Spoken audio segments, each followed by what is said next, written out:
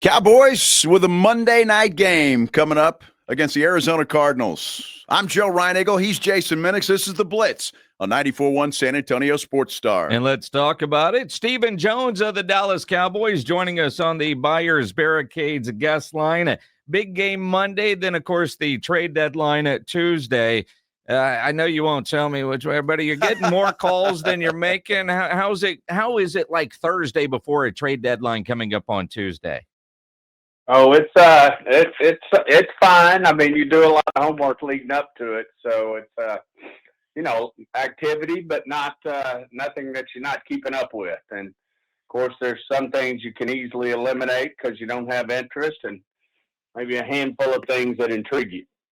Well, I would imagine there's probably some offers that you just shake your head at and say, "Please, thank you, have a nice day." Stephen, when you look at the trade deadline and when it comes to the Dallas Cowboys, do you look at both sides when it comes to buying and selling? Absolutely. I mean, we have people call on players, and we have areas where we have depth, and sometimes player for player can be very interesting to us, and a lot of times, we're also in consideration for giving up a player for us getting a pick and vice versa. So it goes all ways. Stephen Jones of the Dallas Cowboys here on the Blitz. Earlier in the week, Jerry indicated there isn't one move out there that could make a major impact on this defense that would say, all right, we'll make this move and this makes us a Super Bowl contender. And that might be very well true, but are there some moves out there that you think you guys could or should make that can help this defense? Yeah, I think there's a lot of things that go into us improving as a defense as we move forward. Certainly, if you can find a player who upgrades you, as I've always said, we're always looking for that every year. And whether it's by trade, whether it's, player acquisition, it comes in a lot of shapes, forms, and fashions. So we're always looking for that. But, the other ingredients that go into this is, some of the good players we have on defense, continuing to understand what we're trying to get accomplished, and same time, Coach Eberflus understanding what our guys do best, and how that evolves. And then, of course, the other thing is we're going to be getting healthier. Obviously, we missed 3 out of 4 starters on the defensive side between our safeties being hurt and certainly Diggs, and then so those guys are going to be getting back. Hooker and Dono Wilson and Wanye, all those are guys that'll help us in the back end. And then Revel is really looking good out there, and I think he can bring something to the table. But the biggest one of all, of course, is getting Overshown back and helping our linebacking core. He was one of our best players on defense before he got hurt last year.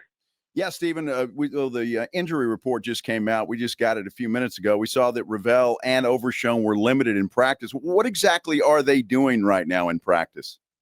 Yeah, they're just ramping up. They hadn't played any football. They didn't get to do mini camps or any of those things, and then, of course, didn't get to do training camps. So this is the ramp-up time. They're not limited by their injury. They're more limited of just doing smart about getting them in football shape. And they're certainly running. They start off running with the scout teams and getting that work, doing special teams work.